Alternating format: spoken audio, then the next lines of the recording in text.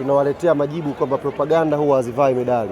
Wanaovaa medali ni wale ambao wanajikita chini, wanajiandaa vizuri na kuipambania timu yao.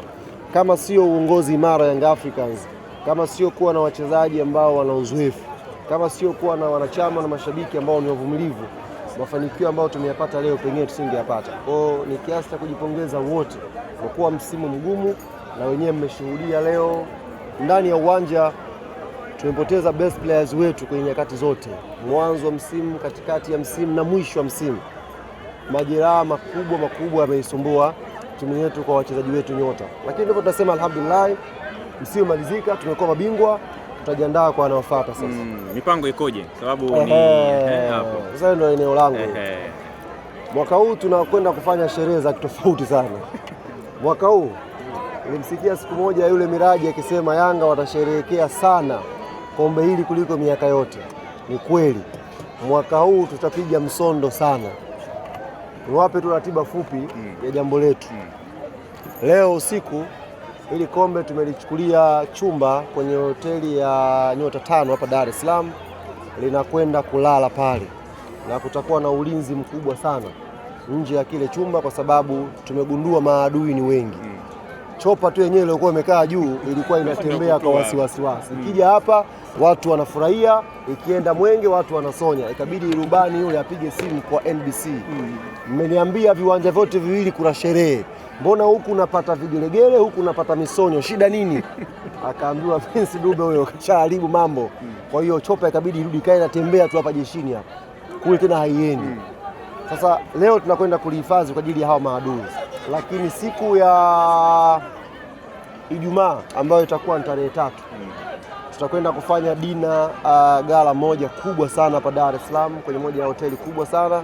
Tutaalika viongozi na mashabiki mbalimbali kwenye hiyo dina gala ya kusherehekea uchampioni wetu. Alafu Jumamosi tarehe 4 ndio siku ya paredi. Tarehe 4 mwezi wa 7 ndio siku ya paredi. Na paredi safari hii haitafanyika Dar es Salaam, itafanyika katika jiji la Mwanza. Tutakwenda kuifanya Mwanza. Kwa hiyo tarehe 4 Air Tanzania itaondoka hapa, itakwenda Mwanza, gari linatusubiri kule, tutapanda, tunaelekea CCM Kirumba kwa ajili ya burudani. Kwa hiyo niwaambie wanayanga wa kanda ya Ziwa wajiandae.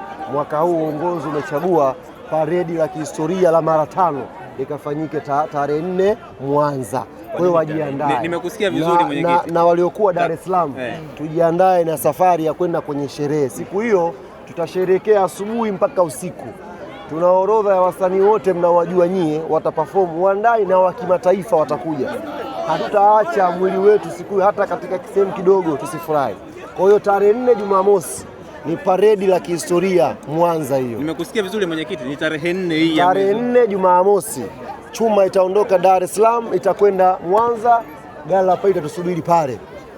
Kwa hiyo tutoka player tutaingia kwenye gari, tutaizunguka Mwanza yote, alafu tutakwenda CCM Kirumba kwa ajili ya kwenda kufurahi. Na zaidi ya siku 3 hapa mwenyekiti. Kwa nini mmechagua tarehe 4? Kuna shughuli nyingi, hata Jumapili pia kuna parade nyingine. Hapa nimekupa tu za mpaka Jumamosi. Hapa tuna sherehe nyingi. Yaani mwezi wote ni mwezi wa party to party to party. Kwa hiyo tarehe 4 ndio tunafungua maparedi. Huu ni msimu wa maparedi. Tarehe 4 tunafungua, basi limeshafika, liko Mwanza limetulia. Kwa tarehe 4 tunakwenda wanayanga wote. Kwa wanayanga Dar es Salaam tujiandae na safari. Tarehe 2 hapo tuingie kwenye mabasi msafara. Bwana leo umekuwa msafara mkubwa leo Dar es Salaam. Gari zaidi ya 200 hivi zimetoka makao makuu, zimesumbua sana Dar es Salaam. Kwa naamini pia Mwanza gari zaidi ya 500 za wanayanga matawi yote tutakwenda kule. Nyie njooni tu. Kula na kunywa, GSM kashamaliza. Patachinjwa ng'ombe, patachinjwa kuku, yatagawa maji, juisi, kila kitu. Bosi ameshagharamia. Kwa hiyo sisi wanayanga Dar es Salaam tujiandae twende, alafu wale wa Mwanza wa kanda ya Ziwa wote wajiandae kutupokea. Tarehe 4 ni parade day. Jumamosi hiyo, parade day hiyo. Yaani mnaanza kufanya shughuli juu ya shughuli. Tarehe 4 ni parade day. Wewe unatujua, una mashaka na Jimmy Jadu? Una mashaka na Yanga? Nchi itasimama. Sina mashaka. Ila ni vile kuna shughuli siku ya tarehe 4. Na wale wote ambao walikuwa wanalalamika kwamba Pemba ni mbali, njooni Mwanza. Nimeona malalamiko ni mengi. Watu wanalalamika na umaskini wao kwamba Pemba ni mbali. Njooni Mwanza pia kuna sherehe, tufurahi pamoja.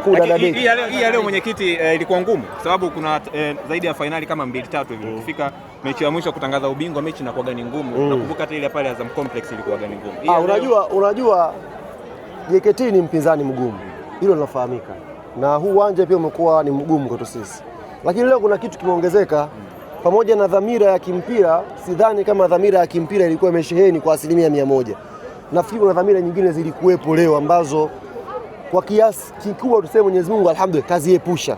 Hata ambazo zimetokea hizo ndogo tumshukuru Mwenyezi Mungu, pengine angetokea makubwa zaidi, lakini imetokea hilo dogo tuseme alhamdulillah. Tunaondoka, JKT wabakie na uwanja wao, wafurahie na wao kwa walichokipata. Kama kweli wamepata wafurahie, basi nafasi ngapi wako JKT? Ya 5 ya 6, wafurahie na wao. Nani kawa top scorer kwa nimesahau? Mosi Ndume kafunga hat-trick ile. Mosi Ndume kafunga hat-trick.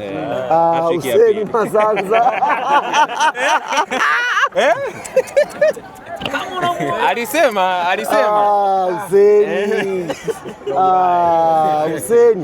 Hussein goli 17. Katembea na ule msemo aibu mtaona nyie. Hussein ana aibu. Mosi kapiga hat-trick leo. Mechi imeishaje? 4-3. Nani kashinda? Kashinda Fountain. Yaani Singida kafungwa.